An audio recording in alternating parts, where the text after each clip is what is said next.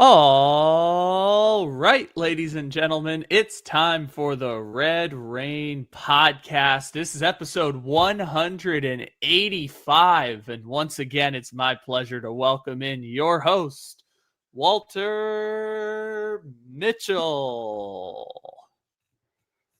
Thank you, Kyle. Little Rock Ledbetter. We're in the Sacramento A's or just athletics. Gotta love that. And we'll welcome him back, Sam, Sin 61, our resident analyst. And we're going to talk about how the Cardinals playmakers and their coaches fell a little short in this one. It was quite a football game, actually. And there were some encouraging signs from the Cardinals, but there were also some late game lapses that might have gone differently for the Cardinals. And then we have the debate over whether Zay Jones should have caught that pass. We'll talk about that. But first and foremost, we need to talk about our bell cow, James Conner, who, it's just so tough to see a player like him go down because of all the physical adversities he's had to go through in his career. And he's been nothing but a paragon of toughness and tenacity and courage. He'll be courageous again, in this rehab, and he'll fight like crazy to be back on the field next year.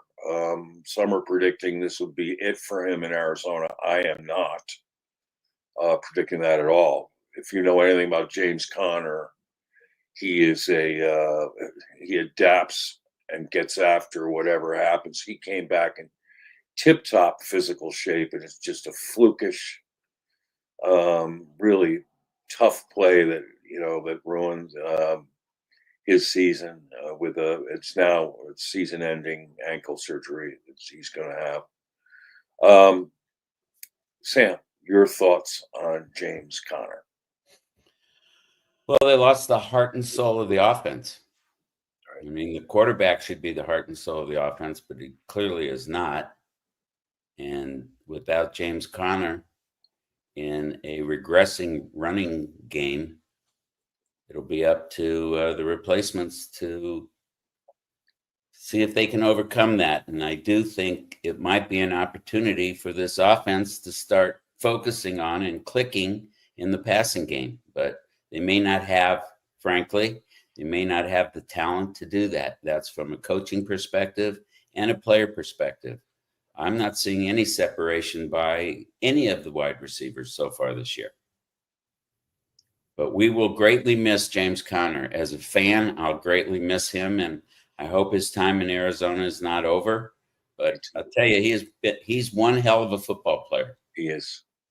One hell of a throwback football player. Yes. Kyle, your thoughts?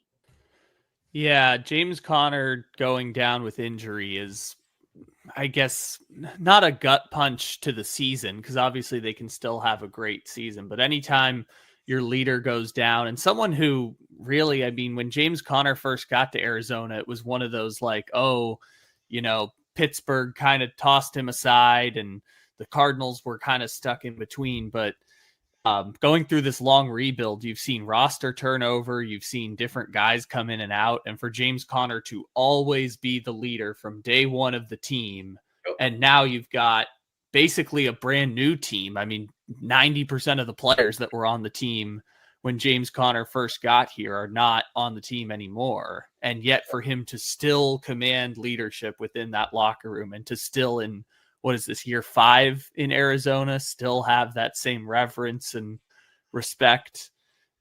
You don't see that in the NFL very much. You especially don't see it in Arizona all that much. So for him to be that emotional leader and galvanize the locker room, all locker rooms, it's been remarkable how many times the locker room has changed. And yet James Conner is always still there, particularly like Sam said, at that position where running backs get churned out all the time. He Pittsburgh's gone through 4 of them since he's been there. And now James Conner is done for the year and hopefully will be back soon. But for him to just command leadership from that position in this locker room is so rare. And obviously his football abilities are going to be missed. I mean, you just don't have very many bell cow running backs who are always going to get 1,000 yards, no matter the offense that he's playing in. And for him to do it in, year 10 for him in the league was still remarkable.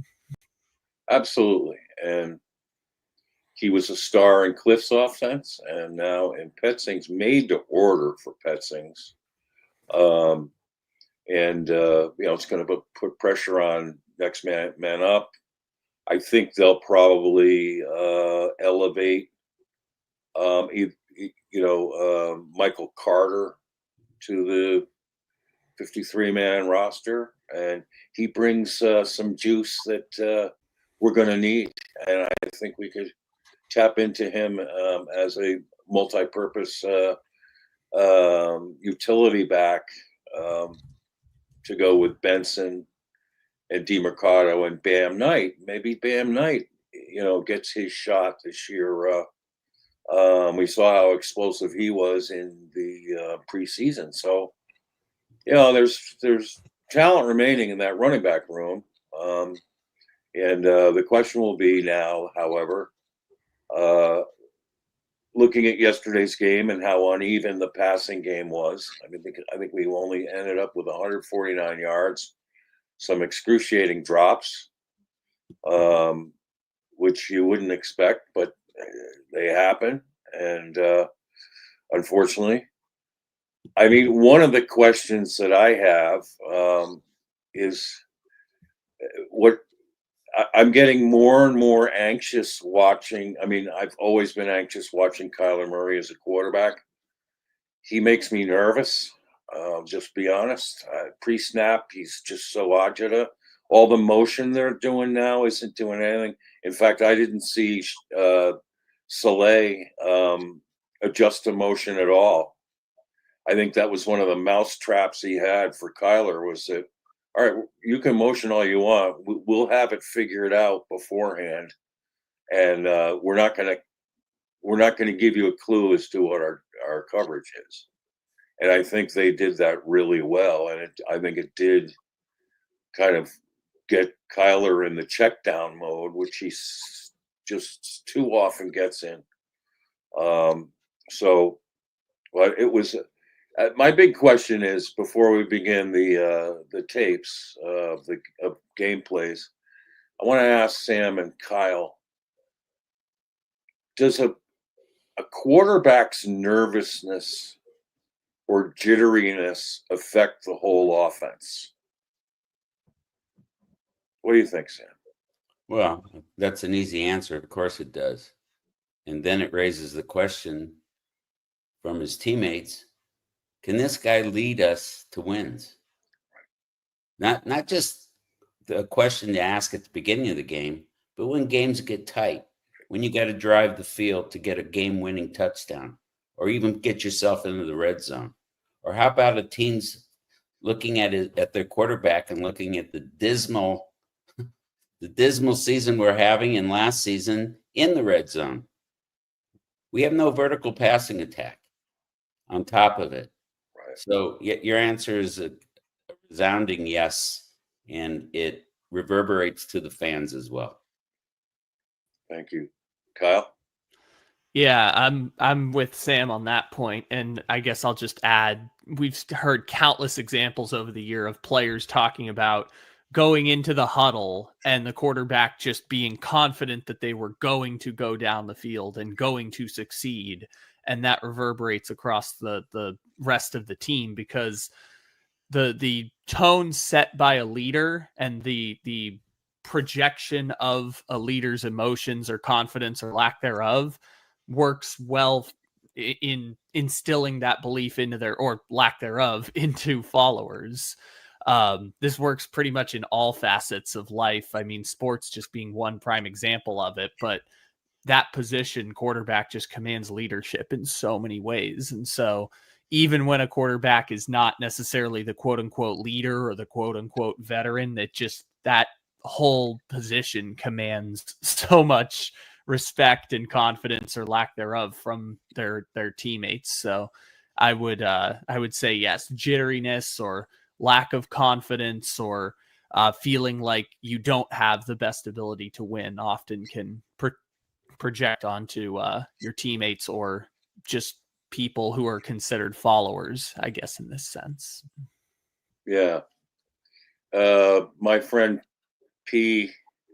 D Buzz 88 on Twitter tweeted out this morning, wouldn't it be better for Kyler to be in a West Coast offense like the Shanahan and McVay? And I said, you guys know, from day one, I questioned the fit of bringing in Drew Petzing and a run-heavy offense for Kyler Murray from day one. I also questioned whether the Cardinals should go all in on Kyler Murray without bringing in adequate competition for the position, given the system change. But my answer to Peter, and I'll expound on it a little bit now, is that I'm not sure Kyler will fit any system perfectly well because he doesn't finish games. And he's not, like yesterday, he got outclassed from the pocket by Mac Jones, who, last year was, Mac Jones has been an afterthought for 2 years. But Mac Jones also was a first-round pick, and he comes from Alabama. And, we saw Mac Jones finish in clutch fashion. Of course, the Cardinals defense aided and abetted that, unfortunately. He sure did. Talk about that, which was disappointing because up to Third that week in a row. Pardon me? Third week in a row. Yeah. And the third week in a row, here's the issue. With leads, commanding leads, the last two Cardinal offensive possessions of all 3 games were awful. Awful. Last 2 possessions of the Saints game, awful. Last 2 possessions of the Carolina game, which, by the way, after yesterday, I think pretty glad we beat the Panthers when we saw them, because they got a 30-0 wipeout of the Falcons. But those 2 were terrible. I mean, preceded by the interception, which was terrible. And then yesterday, I mean, Rabbit gets the big interception.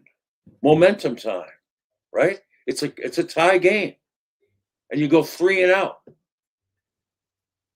Gain 5 yards in 3 plays. You're punting the ball back. Now you get the safety. Momentum changer.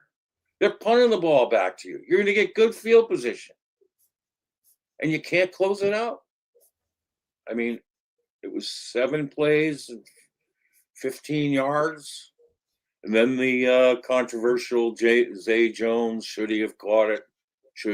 Or was it a legitimate pass breakup by Upton Stout? I looked at the play over and over, and we'll get to it. And I think Stout did exactly what you're taught to do as a defender in tacking the ball from behind and from the side, and it toppled Zay Jones straight down, which makes the catch at the ground an adventure as well. So we'll get to that point. In fact, let's go to the tape right now and take them one at a time. Kyle will announce them and show them, and then Sam and I will give our brief comments, and we'll try to move this briskly. First up.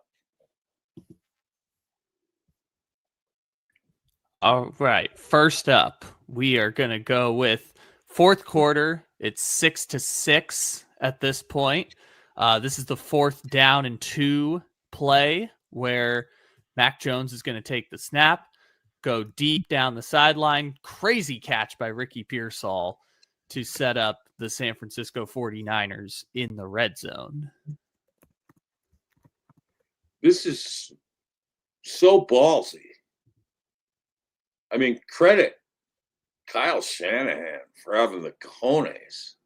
I mean, this is a guy who can bet on his defense to hold them if they don't make it. I mean, over shoulder grab, which was phenomenal, with really good coverage here. Really good coverage.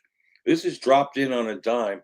Notice too, if you go back to the beginning, they went on a no count snap.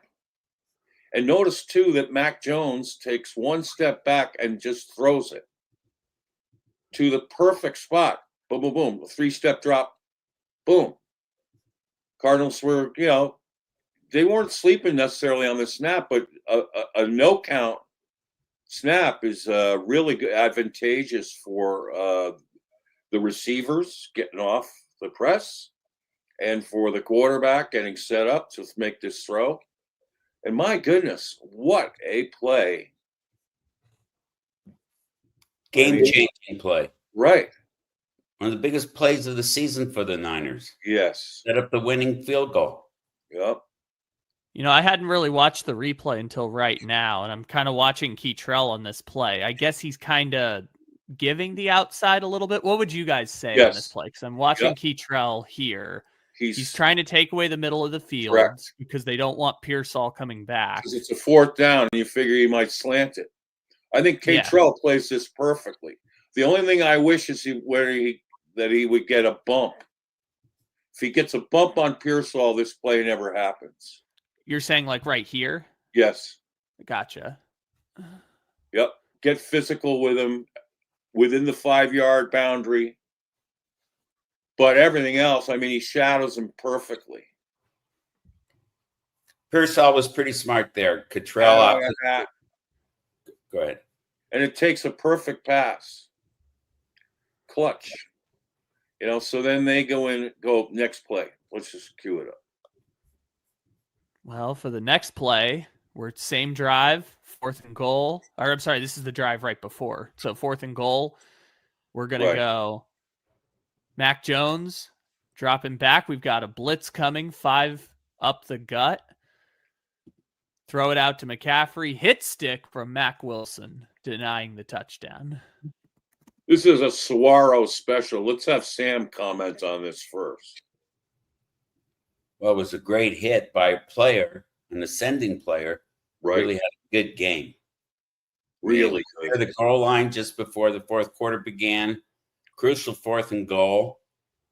And he just put a great lick on him. Strong textbook hit. Right. And look at Darius Robinson breaking through. Go, D-Rob. Yeah. Well. More of that, please. Yeah, well, we better get more. He's the lowest ranked D lineman in the league. He was. He's had a better game yesterday. Laid him out completely on the ground. Big time hit right there. I said in a tweet after the game that was the best Cardinals inside linebacker on Christian McCaffrey that I have ever seen. And I was worried before the game whether Wilson had enough speed to hang with McCaffrey, and he did all game long. He was in his face. This is so encouraging for us because Akeem Davis-Gaither has been playing well, and now Mac Wilson's going to get a huge game grade on this one. He has to. I mean, he's shown in this game. He's blowing up plays. Boy, did he come! And I think we're gaining an alpha leader on defense with Mac Wilson Sr. without a doubt. So next play. All right, next up, this is coming out of the touchdown drive. First play, Kyler Murray dropping back. Yep. Going deep over the middle to Marvin Harrison, who could have had a touchdown on the play, but it will take the 40-yard completion right there from Murray to MHJ. Yeah, could have had a touchdown on the previous drop that he had on this, but when he was wide open. Yeah, I just meant this one he kind of had to slow down because Kyler got pressure up his face. Yep. If he leads him to the left a little Right. bit. Maybe Marvin gets a run, but either way, 40-yard completion. But we're passing downfield finally. It like takes going to the fourth quarter to do more of this. And that really set the tone for the next play.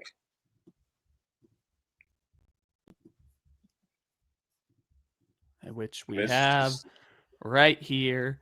The best Cardinals offensive play of the day. Coming right up. We got second down and goal here. Yep.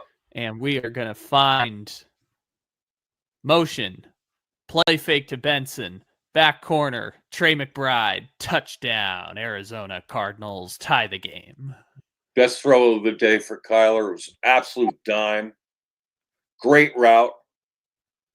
Not bad coverage at all by the Niners. There's just they left a small window there that Kyler saw he had to throw up top. It was a great catch, too. Yeah, I think that's D. Winters for the Niners. He closed pretty quickly. The gap Those between linebackers are special in coverage, both of them. I mean, they're elite linebackers who can cover tight ends and running backs. That's what really irked me about the whole first half is all the small ball.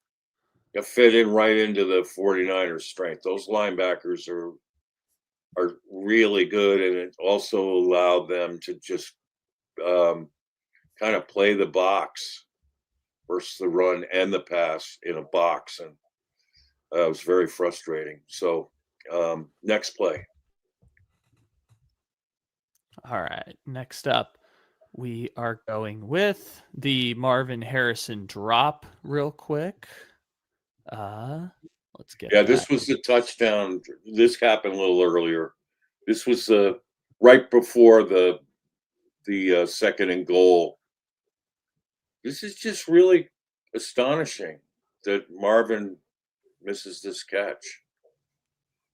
Incredible. The play was intended for Zay Jones. Right. And then Marv comes in and makes a crazy effort for it. This is the angle that I thought was incredible, where you see the PI and then out of nowhere, here comes Marv into your camera screen. Credit Zay Jones for getting the PI.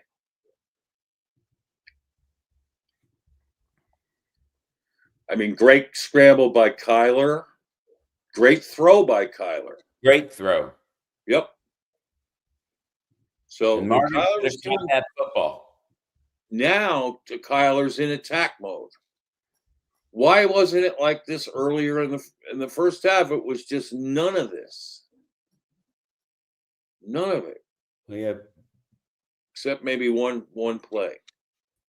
I mean, and then one like sideline pass lobbed over to Trey McBride. Other than that, it was all like 5-yard passes, dump downs. So frustrating. Marvin had a terrible day. Yeah, and he was very contrite after the game, very emotional. Said he had big standards for himself, and he, really upset at himself. And he's a great person. I really like the kid. He's pretty humble too when you look at it. This one hit him hard, but we'll see how he bounces back on Thursday because we're really going to need him in that game. All right, let's see what this one is. All right, so this is the great. They're closing in on field goal range, and that dirty wabbit. Mm-hmm. 3rd and 5, rush 4, over the middle, intercepted. The rabbit sets up the Cardinals' biggest play of the day with the 49ers going into.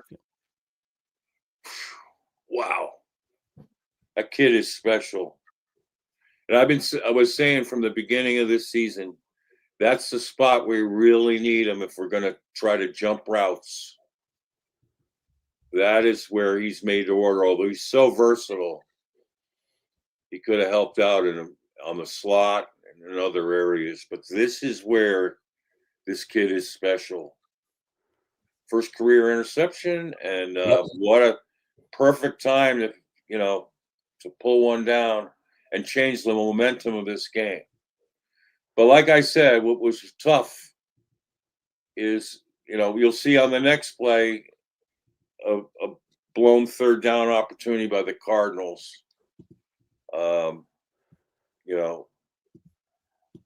just kind of watching this play back for the first time, really like this. So I didn't realize is this Collins, I think, is shadowing McCaffrey on this play. Yep. I originally thought they had rushed with 5. They only rushed with 4. So great job getting pressure with 4. I thought when I first watched the play, I was like, oh, they ran 5 and someone got caught, which means there's an open man and pressure with 4. You got hats on hats. I love that. Love it when we play hats on hats. And then I think this is Keytrell. I can't quite tell, but this pass right here sails over the head, which he kind of had a man open for a moment, but that's the great thing about getting pressure with 4 is that your safeties can drop back into coverage and you can have hat on hat on the other receivers. Right. Yeah, it looks like that was Keytrell. So it is Keytrell, and they're leaving Bourne wide open on the play. Yeah, I mean, bottom line is bad pass by Mac Jones. I mean, poor decision, bad execution play, but watching it back, great job by the Cardinals being able to get pressure with 4 and stick on McCaffrey with Zaven Collins. Right. Look at the time, 5:08 left in the fourth. Critical time when you need a star to step up and make a big play for you, and he did. Yep. Unfortunately, the Cardinals offense, this is it, fourth quarter. We need you the most, and it was 3 and out. And on this one, we've got Fred Warner batting down the pass right up the gut. Yep. It's a Hall of Famer making a Hall of Fame play. Yep. The irony of this play is that this is a blitz call that the Cardinals have gotten burned on twice. Once in Minnesota, which led to their loss there. And once again against Spencer Rattler, where he saw the blitz coming and you just hit the turnaround pass up the seam to your slot wide receiver. The Cardinals had it to McBride. McBride was wide open.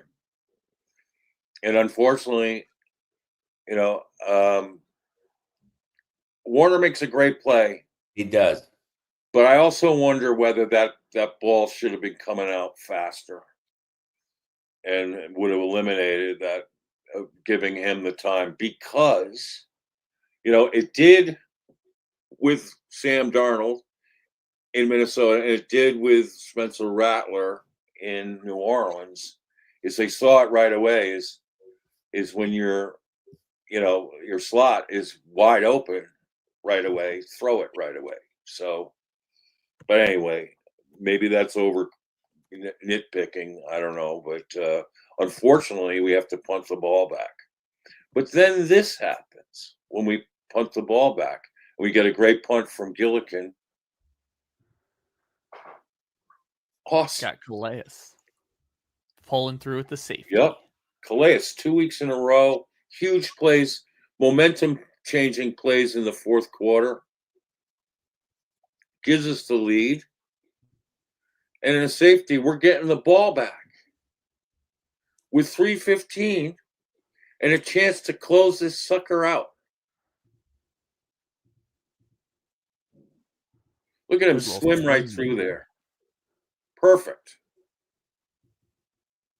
It's so important against the Niners, too, because you're going to have such a hard time rushing on Trent Williams that if you can get that pressure through the particularly Pooney, the guard, you can get pressure on them all day. I mean, that offensive line is pretty tough outside of the tackles. So the tackles are good.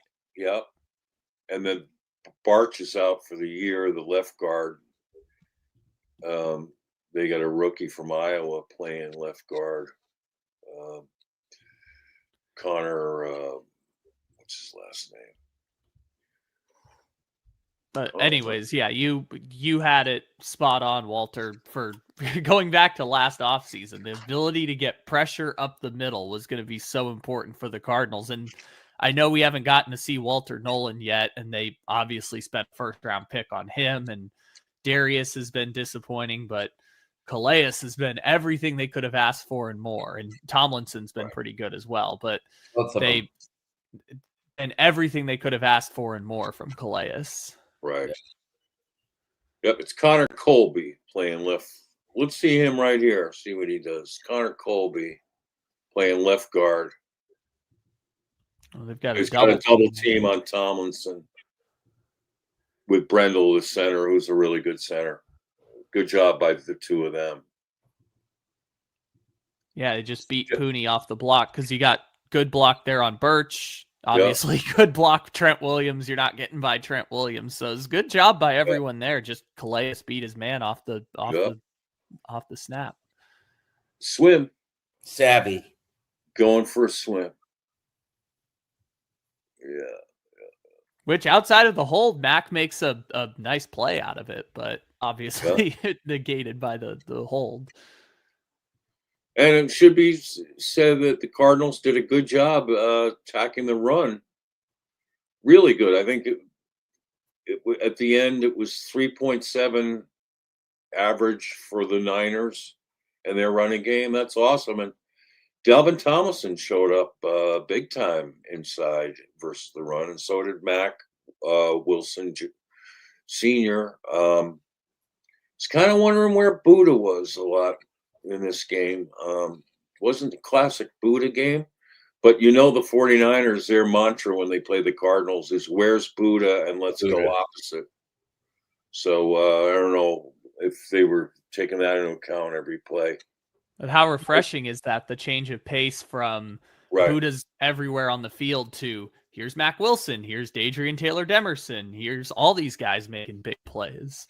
Right. Thompson had a terrific game. Yep. Yeah, Thompson played really well and playing the slot well. Yep. Yeah, that's a great call, Sam. Now here's the play of the game. Game on the line. You first down, pick up, you win. Great protection. Almost had it.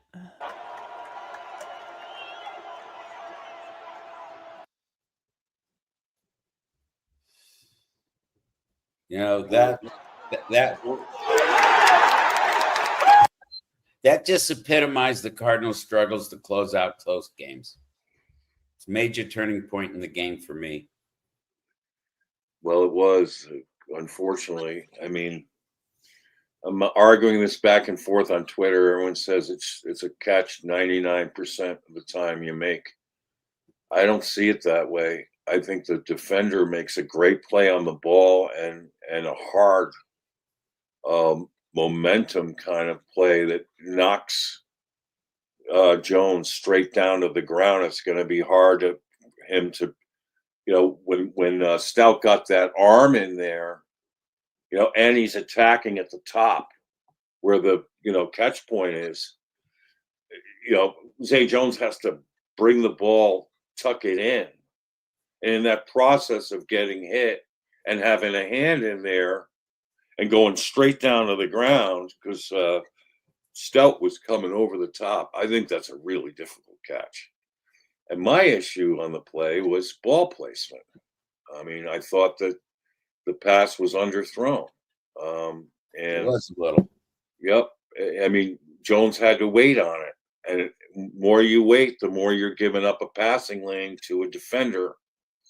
And, had that been thrown out with a little bit of lead on it, we're probably sitting here. Well, we would have been sitting here celebrating a victory Monday, three games in a row. It was unfortunate. And, good play call by Petzing. And, I'd say it's a C- throw by Kyler. I mean, it certainly got there. It got to the both hands, so you got to give him credit for that. That's passable.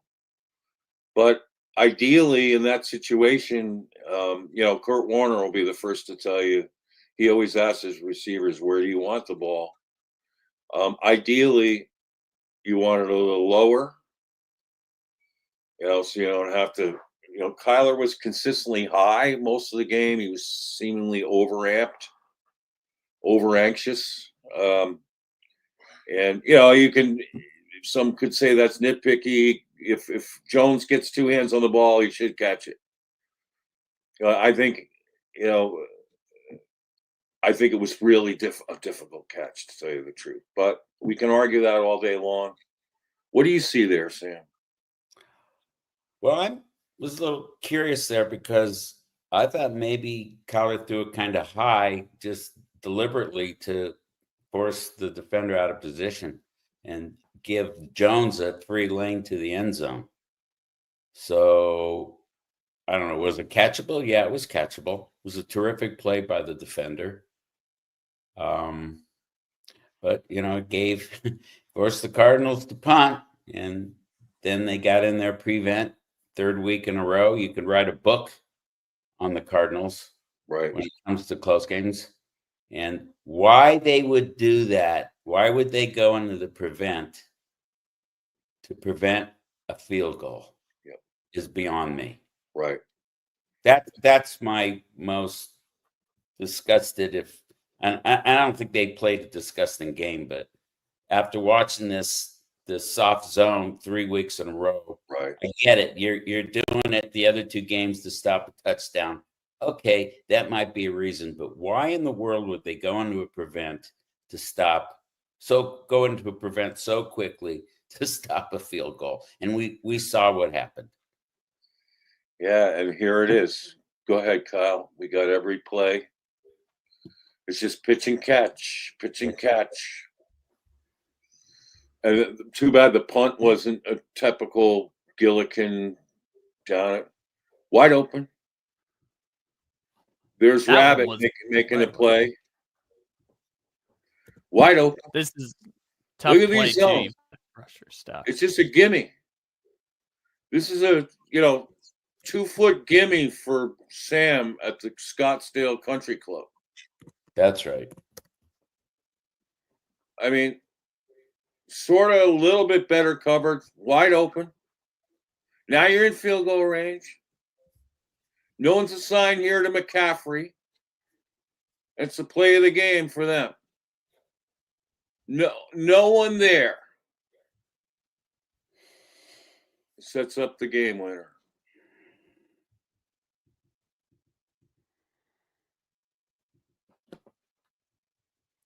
Look at that.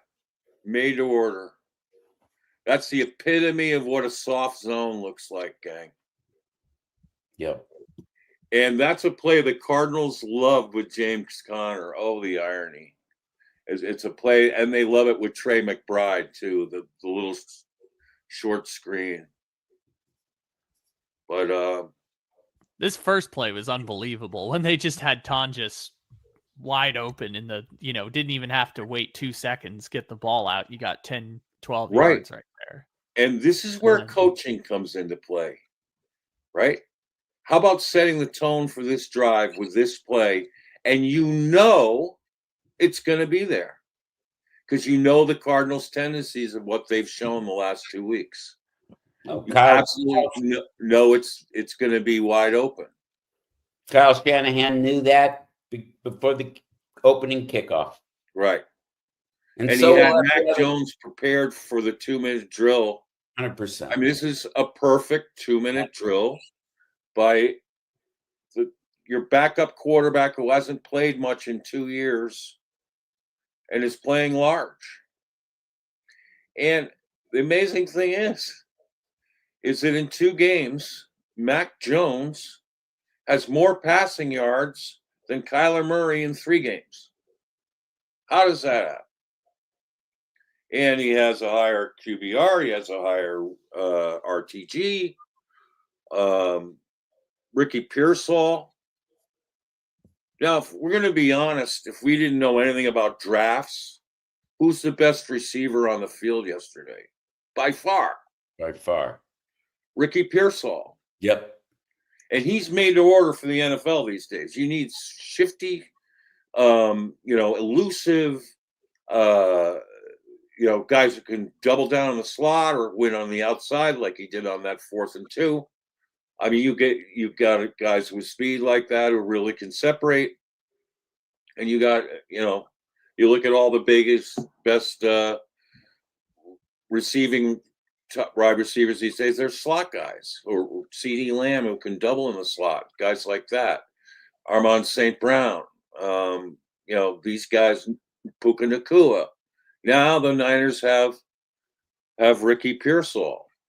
And the disparity of Kyler coming into this game with his entire offense back, save for Will Hernandez, all the skill players, all of the offensive linemen, you have a whole off season to get this thing really cranking, versus a ragtag 49ers team with a backup quarterback missing George Kittle, Brandon Ayuk, and Juwan Jennings.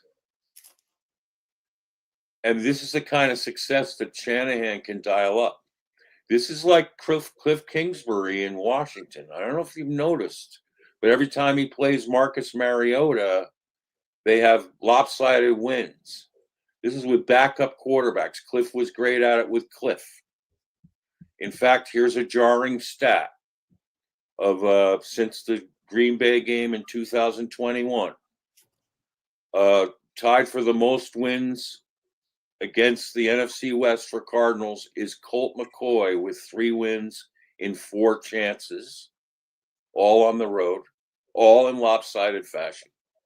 And you have Kyler with 3 wins in his last 11 games, NFC West. I mean, that's a tie after, he's 3-11. And I should go back, and I think he's 8-22 overall in his career against the NFC West.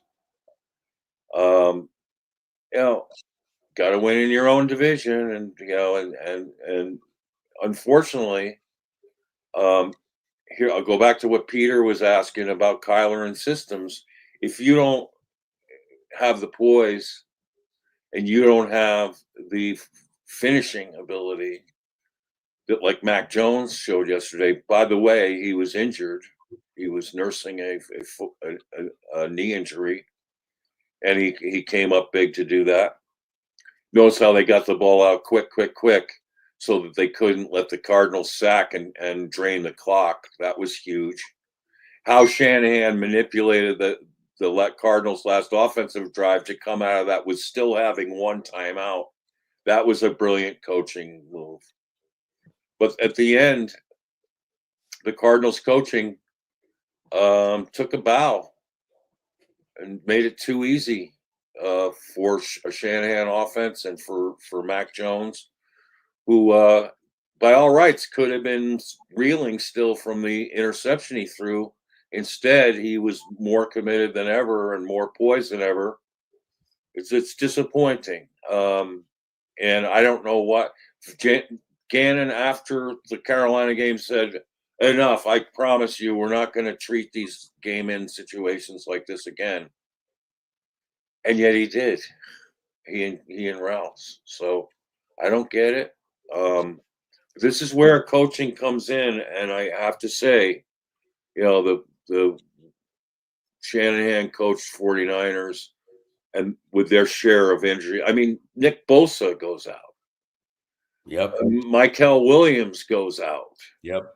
I mean, they just fill and keep coming at you. Bryce Huff had a really good game. I mean, Michael Williams came back to have a good game. And so it's just, and why it took the Cardinals 4 quarters to start passing the ball downfield versus, by the way, the weak links of thus far in their defense has been their secondary. Not one of the cornerbacks or the safeties coming in this game had a PFF cover grade of over 60, and most of them were in the 40s or 50s. This is a place where you can attack that team, and we flat out didn't. And I refuse to believe that it was Drew Petzing's plan to just play captain check down all day in the first half.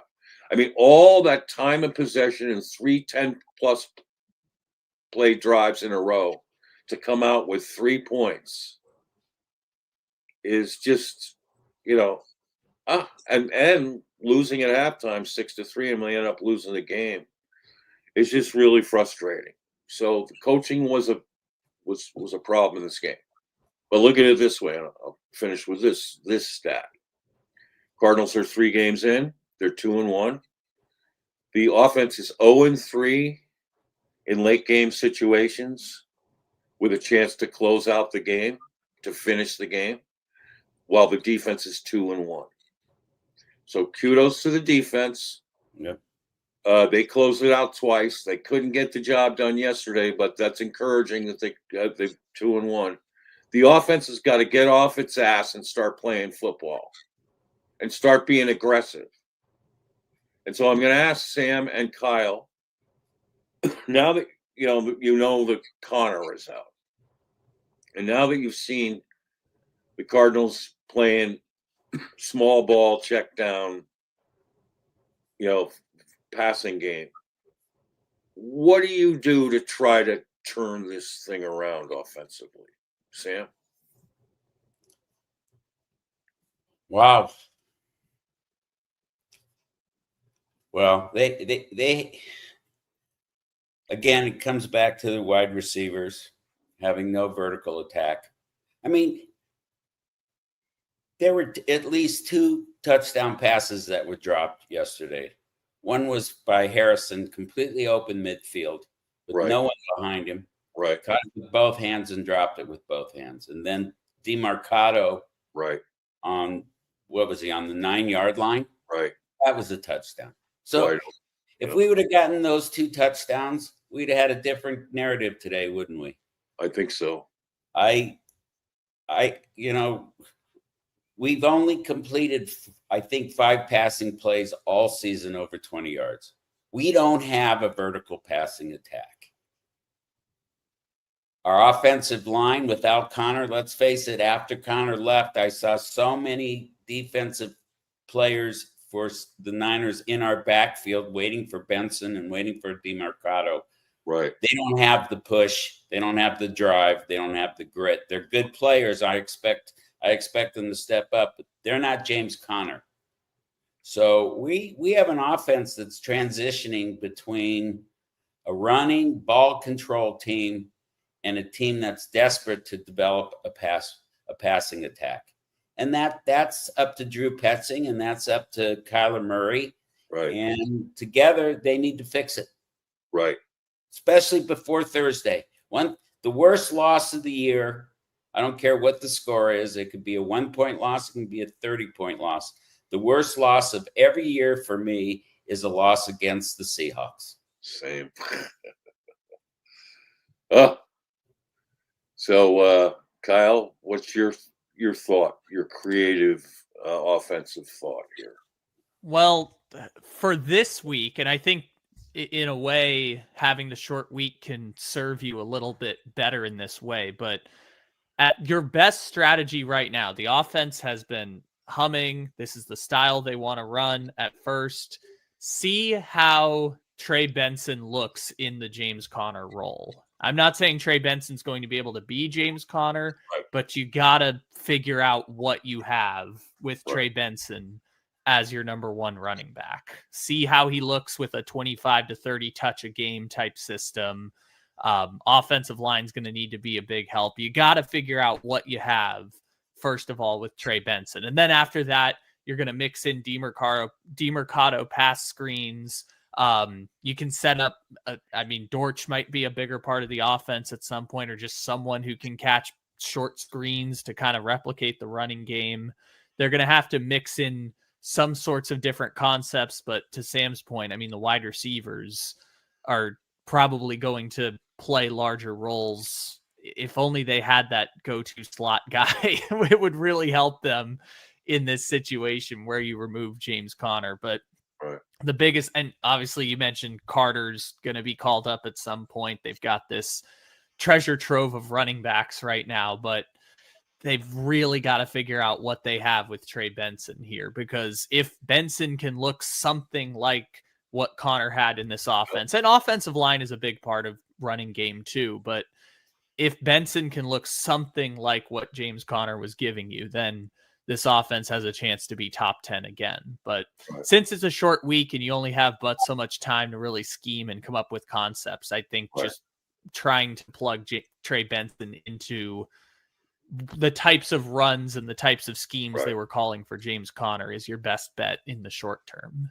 Right. Yeah. A guy that I would get involved is Simi Fehoko. He's got 4.38 speed from the slot, and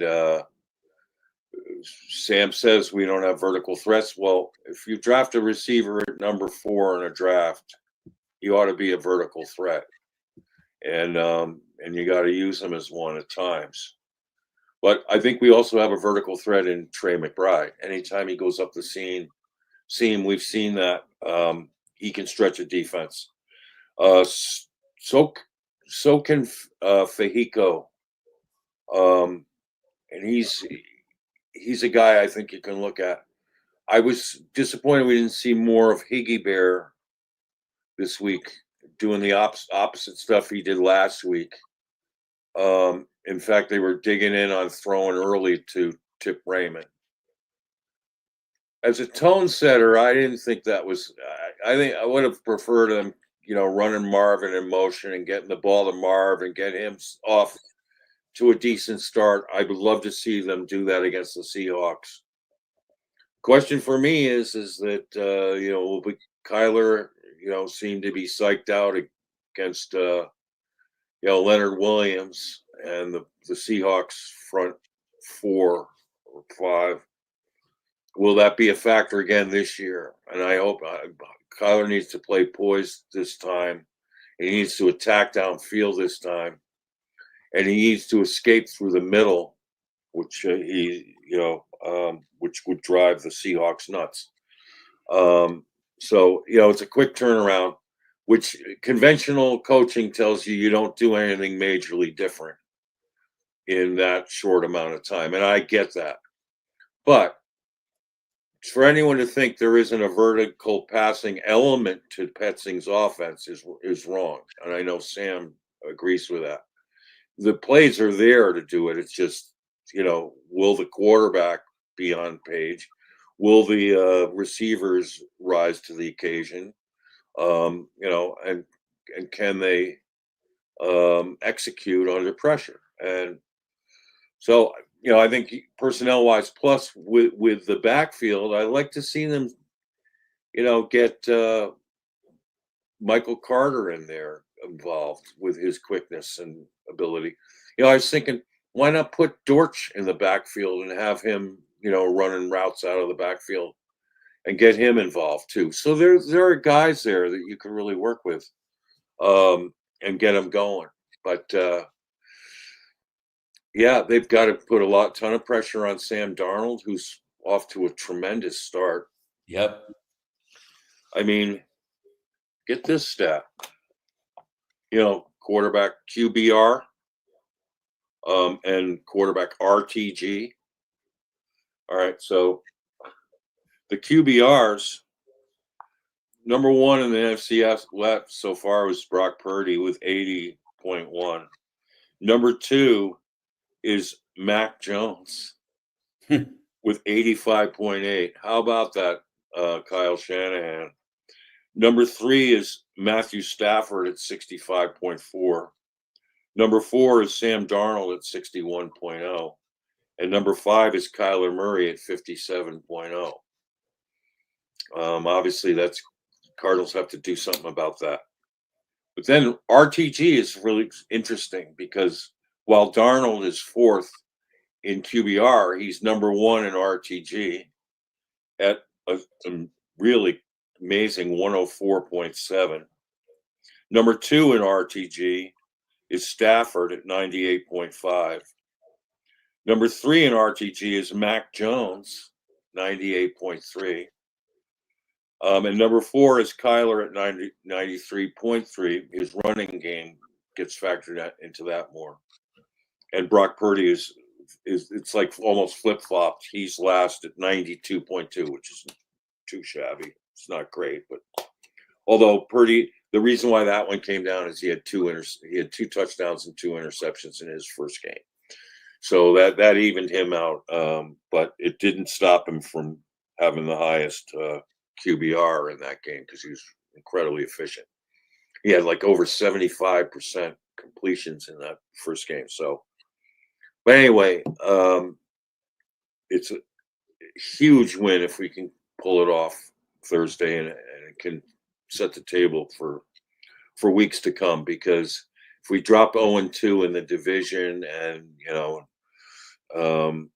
after a 2-0 start, that's gonna really sting, and and call into question, who's on the hot seat. Okay, so final question to the both of you is just who's on the hot seat the most? Is it Kyler? Is it Petzing? Is it Gannon? And Rouse, I think, has done enough that we can leave him out of this conversation.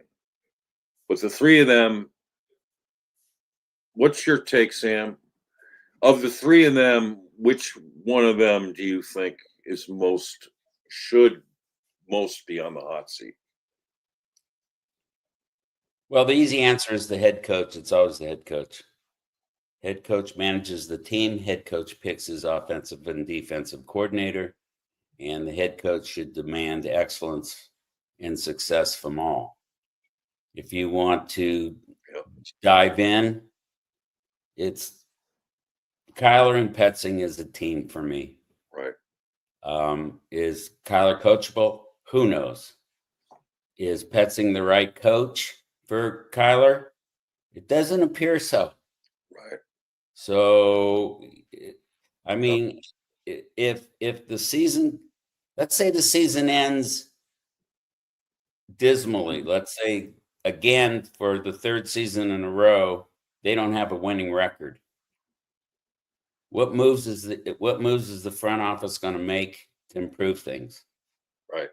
Well, are you going to keep Petzing and Kyler together again for another season? I know the owner would do that because that's the cheapest and easiest. But if this team wants to improve, they're going to have to. And this is if they have a terrible season. I don't know if they're going to have a terrible season. Right. I can tell you this. I don't think they're going to have a great season. Yeah. I think it's going to be another mediocre, around 500 win season. We're going to see. We're going to have it. I think we're going to have a completely different opinion, and I don't think it's going to be very positive after Thursday night. So I'm going to reserve all opinion till after the Seattle game. Okay, that's fair enough. And so, Kyle, where are you on this? Of the three, who do you feel is, on the hottest bed of coals? Yeah, I think to Sam's point, head coach is always the easiest answer. And I would also add that in the NFL, ever since Brian Flores got fired by the Dolphins and all the strides that they made in year 3 and everything else, they got the quarterback, all that, it kind of made me realize that you get 3-year windows in the NFL. And if you don't make the playoffs in 3 years, any coach can get fired in this league.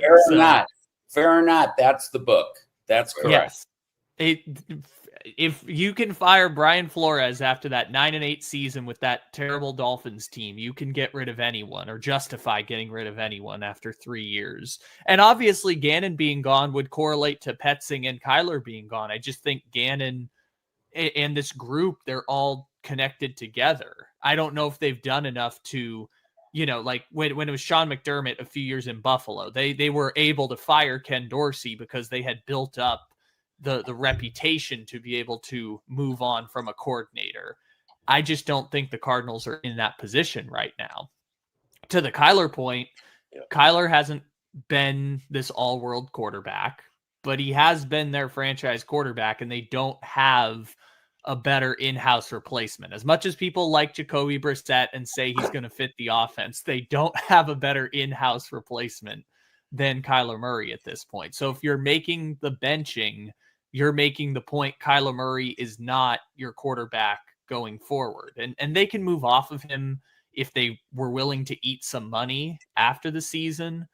But the way I look at it is that he's going to be on the team for the next 2 years. He might not play all of the next 2 years, but he's going to be on the team for the next 2 years. So I think he's going to get the leeway, especially because the offense has, for the most part, been the best unit over the years. So I do think it's, and that's kind of flip-flopping right now, as you mentioned, with Rallis and everything that he's doing. But I think that they've bought themselves that leeway. And, I don't think they're going to make a quarterback change. I think, like we've been saying for years, Gannon and Kyler are kind of tied at the hip.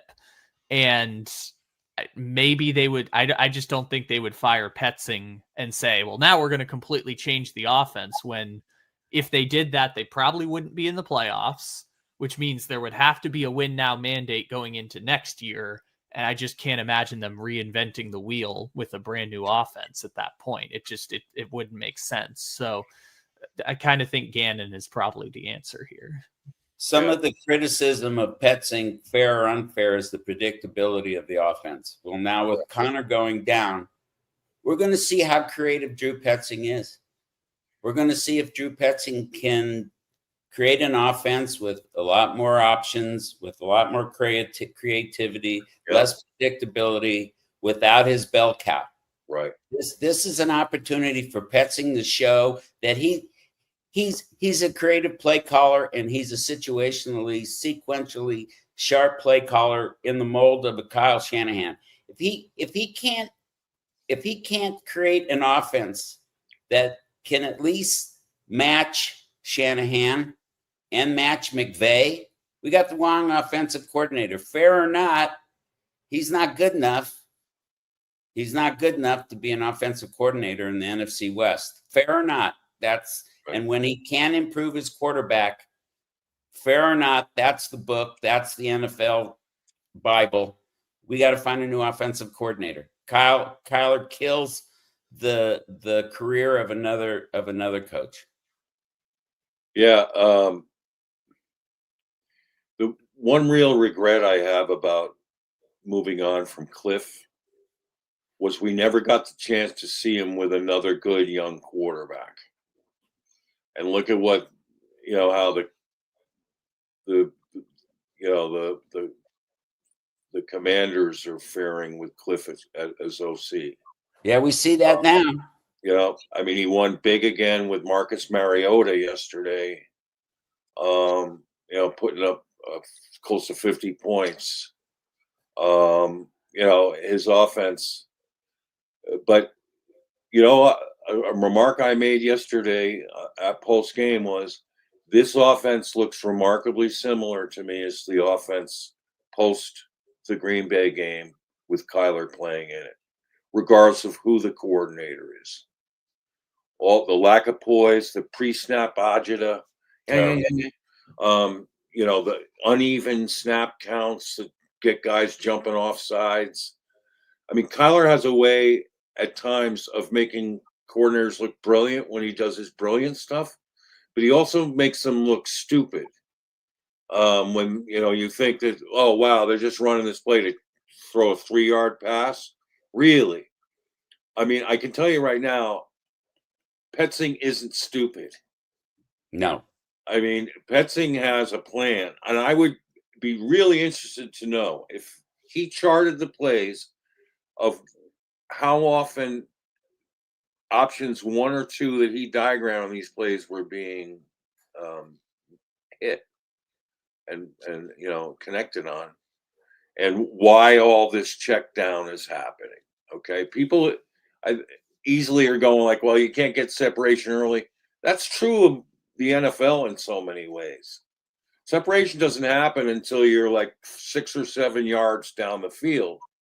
And then you have to make a break, and then you have to, run clear of a linebacker or safety. That means the quarterback has to be patient and wait a little longer, buy a little time, float that pocket to create a passing lane, and then boom, be on the money. And can Kyler do that? And I don't know. I mean, I just from the pocket, he's got some glaring weaknesses. After 6 seasons, it's clear Kyler does not know how to float the pocket. He's done it sometimes well, but you're right. I mean, he consistently doesn't do it. Imagine if he floated the pocket a little bit on that McBride third down pass.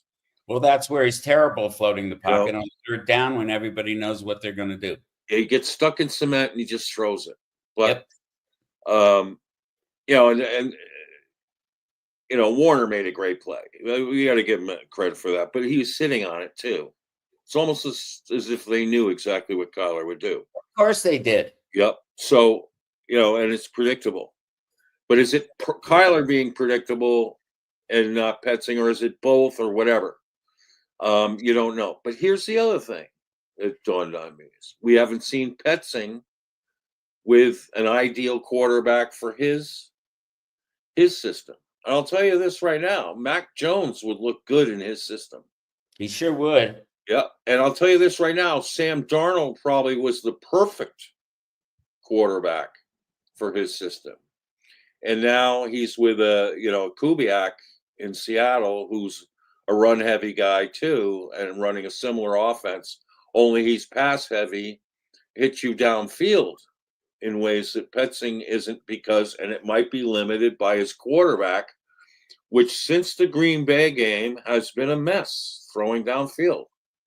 It's just got to, and unfortunately yesterday, throwing downfield, Marvin Harrison dropped 2 passes that normally you would think he'd make in his sleep.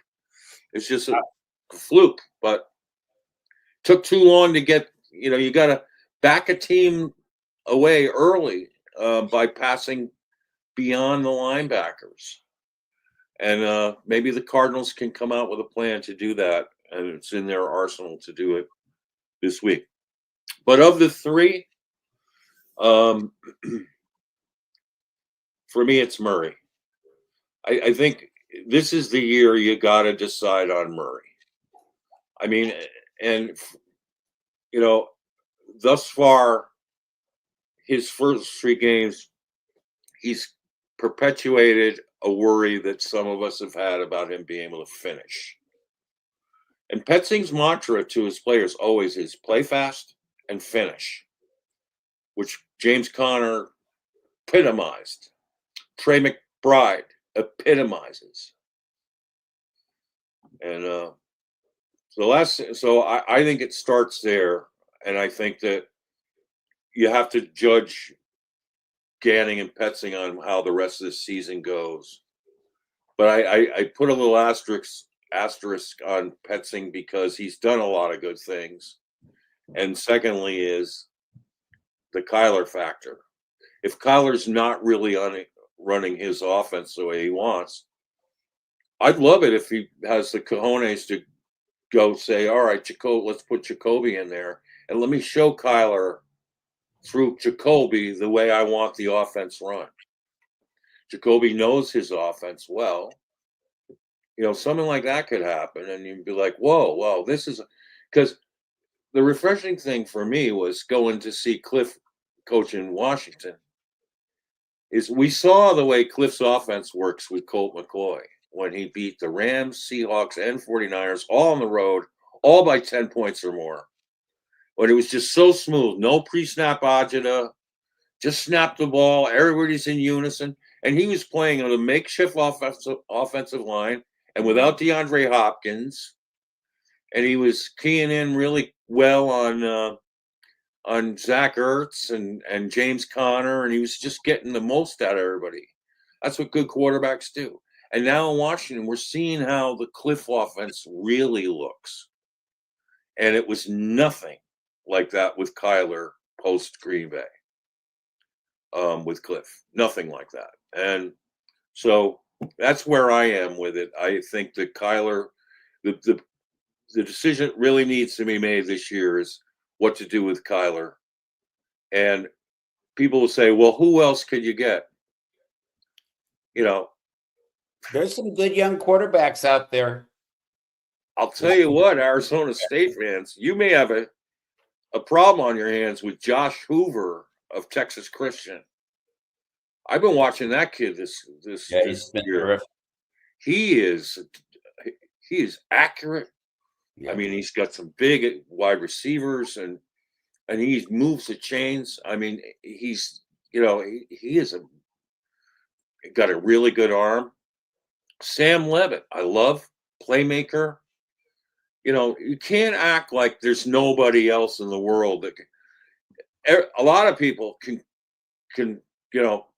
fade down stretches of games and seasons. But we got to find out from Kyler, can he sustain, a high level of play and finish off games and finish off a season for once on a high note. And if he does that, then the conversation's open. If he doesn't, I think we really need to move on and get something for Kyler in return while he has a good trade value, because somebody will think, oh, I'll be the one to coach Kyler. But and then the other question I have is Kyler truly coachable? Can he be coached out of some of the things that ail him? Well, we don't know because he's never had to be coached. He's never been expected to be coached. And I don't know if he's ever really respected a coach. Well, that's right. We saw that with Lincoln Riley. Not here. He didn't respect Cliff. Nope. Disrespect Cliff. And he says all the greatest things about Petzing. Loves his offense. Never felt more prepared. Never felt more prepared to just keep dumping the ball down, Kyler, especially on third downs. And what was that early delay of game where Kyler is walking off the field towards the sideline with 2 seconds left on the play clock and doesn't even call timeout with 3 timeouts in the first half? Yeah. It's just stuff like that. It just drives you crazy, or at least me. So let me ask you, Walt, do you think Petzing goes through the tape with Kyler and challenges Kyler and points out to Kyler, why didn't you do this? Why didn't you do that? Like a Bruce Arians would? Or do you think Kyler talks highly about Petzing because Petzing basically leaves him alone or panders to him or pushes his entitlement narrative? Do you think Petzing's hard coaching Kyler to improve? Do you see that dynamic between the two of them? I do not. If it is, then Kyler's completely uncoachable. Correct. I think that Petzing's, leery of alienating Kyler the way that that Cliff did when he tried to get tough on Kyler. I mean, Cliff really tried to break Kyler out of the bad habits, and Kyler was just like, calm the frick down. That was his whole attitude, was like, and Kyler, going back to the New York Times, I see things before they happen. Yeah. Kyler thinks he's got it figured out. And unfortunately, whatever he has in his mind about figuring out games is he's not finishing. And he's not really starting well in this Petzing offense either. Like yesterday, it was just sluggishness and the agita and the, not getting the snaps off cleanly. And guys, Beecham played a really good game, I thought. Played his butt off. And both those penalties that he got induced, it's unfair when you got a backup left tackle playing against a Nick Bosa or Huff, who's really good, and you have to wait to get your drop on a passing down. It's counterintuitive. You want to, like Shanahan did with a no count, gave his left tackle a perfect opportunity to nullify Sweat from the start. But Kyler keeps waiting, going all the way down to 1 second every time. It drives me nuts. And it's almost like delay a game by your own quarterback. So, there are aspects of Kyler's game like that says to me that he just doesn't really get it. He's just his own coach, and he's going to do whatever he wants. And, he'll be brilliant at times. Yesterday, he was brilliant at times. Like he flashes brilliance, and it drives you nuts that he can't do more of it and sustain a focus and do the best of it when it really matters late in games when you can close games out and win close games. So let me ask you the question another way. You think Petzing's good coaching is reflected in Kyler's mechanics we've seen this season? Oh no. Oh my God. His mechanics are terrible. Right. They so often are terrible. And you know what? That's a great question because on Twitter, these guys can't stand me for saying this whenever I do it. But I watch Cardinals practices. It drives me nuts. Kyler's cavalier throwing of the football, oftentimes behind wide receivers, like he was a little bit with Zay Jones. And everyone clamors back to me, it's practice, asshole. It's practice. And I try to scream back, yeah, it's practice because you're trying to ingrain habits, good habits. Yep. And muscle memory. Yep. And he's just so casual, throwing the football without a purpose. They're not meaningful reps. And and if it doesn't happen in practice, it's not going to happen consistently in games. And that's where we differ. I'm a real big time practice guy when it comes to that. So what I'm curious about Petzing is because he's done a lot of good things. He's been great for most of the players. If you look at their PFF grades for 3 years, they're right up there. So something good is really happening. But he's been, I think, handicapped in some ways by the quarterback situation with Kyler and Kyler's stubbornness and his lack of poise, and particularly in tight situations. That's where it hurts. So yeah, I would be curious to know. We may get our chance this season, and this is what the wild card that I'm thinking of is that they made quite a push to sign Jacoby Brissett.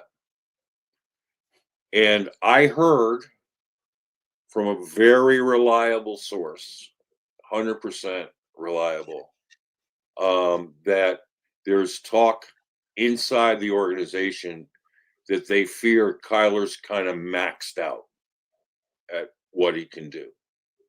And and within the confines of this offense, it's looking like it. And hopefully that's not the case, but it's looking like it. And I wonder if they would have the cojones to, if they get frustrated with Kyler, to say, Jacoby's more of our style in this offense. He fits it better. Let's just put him in there and see what happens. Do you think, Sam, they would ever do that? No. Right. Nope. But they sure as hell should threaten it. Yeah. If you know it and I've just heard it, Kyler better know it. And right. Kyler better be looking over his shoulder, and Kyler better be figuring out how to keep Jacoby Brissett off the field and keep his Cardinal career intact. Maybe Kyler doesn't care about his Cardinal career. I wouldn't be surprised if he did not. Right. I'm hoping we don't become Giants fans and see Daniel Jones flourish his next stop after being kicked to the curb. And it gives credence to why Monty and Gannon and Petzing were coveting Daniel Jones. I mean, and then maybe Mac Jones down the line, but Daniel Jones, look what he's doing in Indianapolis. I mean, and they had big time interest in him with good reason now. I mean, to see what he's doing, he's a tough kid. He's talking about hanging in the pocket and being tough in a pocket. That kid is the epitome, and he can move and run. Yeah, it's such a fascinating question of what they're planning on doing with Brissett, because they're paying him premier money to be on the roster, and I have a feeling it was for more than just being a backup if and when they needed him. I felt like it was a backup situation that if this kind of play continues from the quarterback position, maybe we have an immediate antidote or fixer-upper in Brissett if we needed to do it. But maybe I'm kidding myself. Whatever happens to Kyler, I want to see it happen after he plays every snap those last 6 games of the season. Right. Yep. That'll tell us all we need to know about Kyler Murray as a Cardinal. Yep. And what did it tell us last year? Told us we should be looking at Daniel Jones as a replacement. Yeah. And there are others out there that could be interesting fits. Oh, absolutely.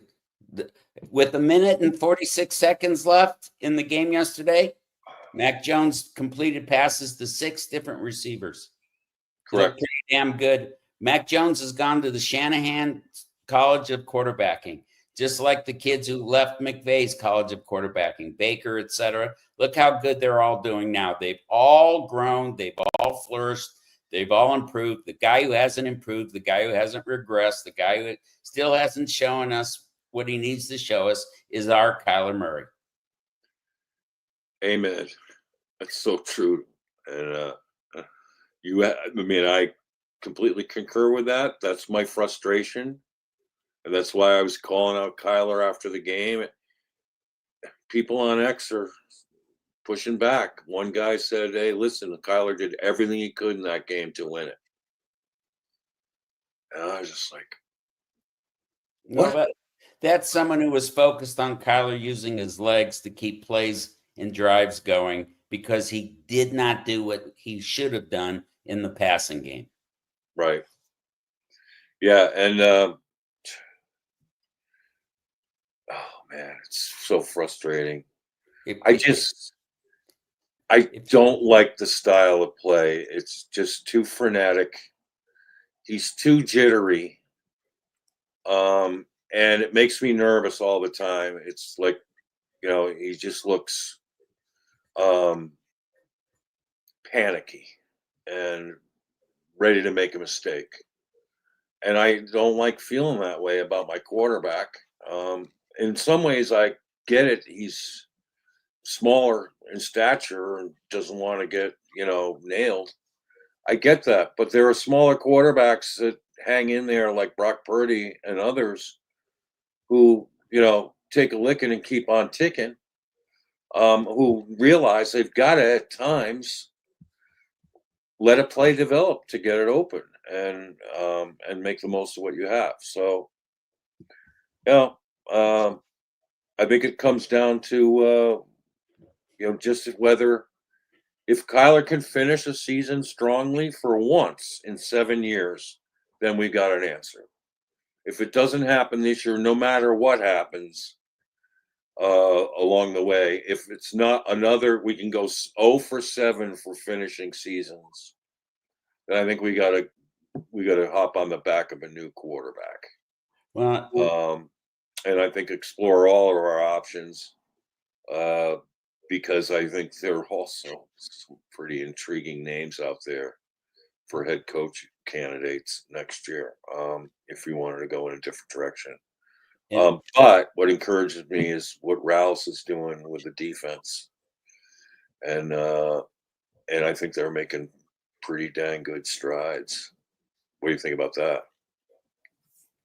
Yeah, I think with a young, inexperienced defensive backfield, I think Rouse is calling a pretty good game.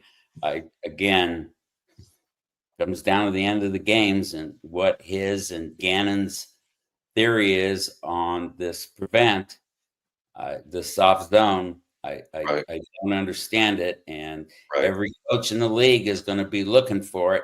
You can't expect your defense to win the game for you, and they have previous to this. The last 2 games, the defense made 2 great plays to end the games and secure a win.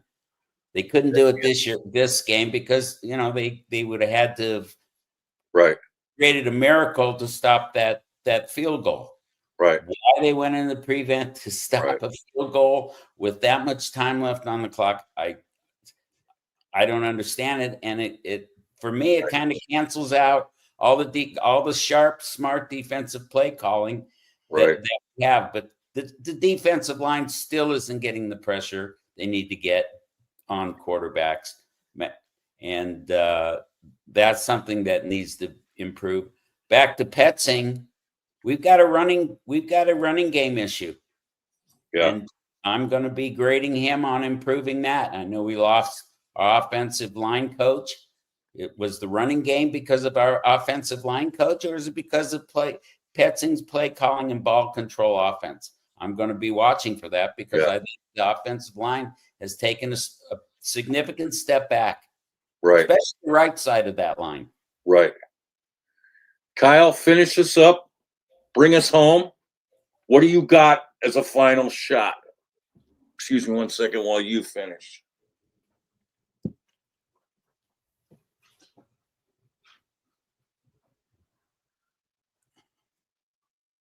Lost the sound.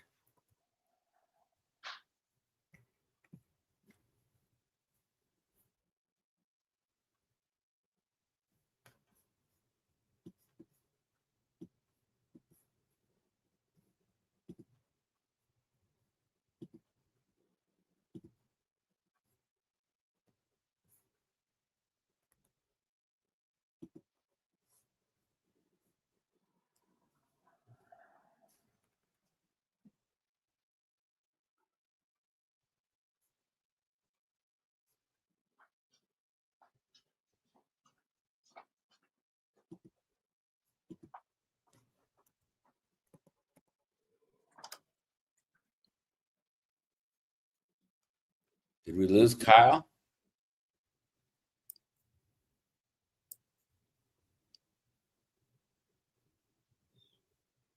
Is he on mute? I don't know. So he looks like he's saying something really good, but I can't. You guys got me? Yeah, we lost you. Mute. Live? Yeah, start all over. Mute the whole time. Say exactly what you said over. All right, so Spark Notes version. Number 1, James Conner gone. Got to improve offensive line. So Trey Benson, big way for that to help. Got to figure out what you have with Trey Benson. Also, offensive line is a byproduct of your running game. It was great with Clayton Adams. They can still get back to being great. I know Paris was out this past week, so that Beecham played great. I'm curious to see what the PFF grades look like with because offensive line's hard to evaluate. You just look at it like, oh, he didn't allow a sack or he didn't allow a pressure. I'm curious what the PFF people will say about the grades afterwards. So offensive line, byproduct of running game. If the offensive line can get pushes, Trey Benson can be a serviceable running back. Cross your fingers that the running game can at least look something like it did with James Conner. Also, I love John Adams as the fullback. I want more of it. At some point, they got to just hand him the ball and let him refrigerator parry that thing over the goal line. Yep, John Gaines. I love so much that they've put John Gaines in as the fullback at this point. Need more of that. And yeah, defense, they'll make their moves, but the bigger thing was they got the play to win the game. The Calais Campbell safety was the play to win the game, and the offense could not pick up that first down, which good job on the chess move by Shanahan too, electing to not use the timeout before the 2-minute warning, knowing they were going to be able to throw it and still have the timeout, even though they didn't need the timeout. They would have scored with or without the timeout. But love the chess move that they played at the end there. If the Cardinals catch that ball, they win the game. And if the Cardinals don't run the ball to the right side on 2nd down and 9, maybe they win the game anyways. So they had it right there. I don't think the offense is broken by any stretch, but there's a really bad pun there, and I'm not going to do it. But they did lose James Conner, and so they do have to make some sort of adjustments. Yeah. So quick turnaround. We'll see you guys on Friday after the Seattle game. I'm gonna run being a guest on the Seattle Seahawks podcast with Dan Viens, Forever Seahawks, and we get together quite a bit, which is awesome. And he's a great podcaster. So my best to since 61, Sam, and to Kyle. I hope things go well for us Thursday night. Obviously, that would be huge statement to make if they can come back on our rivals who have beaten us 7 times in a row. Geno Smith was 6-0 against us, and so we got some work to do and to make up for that. So let's see what happens. To everyone out there in our Red Rain podcast community, have a great week. Enjoy your preparation for Thursday night. Go Cardinals, and hopefully Thursday night may the red rain of confetti shower down on you into a red sea. Red rain.